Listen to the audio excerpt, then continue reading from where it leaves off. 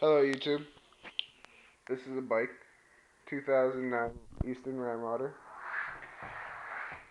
I am trying to sell it because I want a new bike, but this one right here is really good. It has a Nitrous double shot front rim, a Eastern Chocker 3 stem,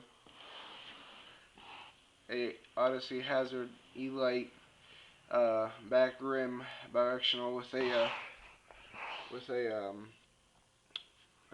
Demolition hub 9, and then a Medusa sprocket with basically everything else. Basically everything else is, I don't know, stock. And I'm just trying to sell this bike. But that back rim is worth a lot, and it's worth more than my bike actually.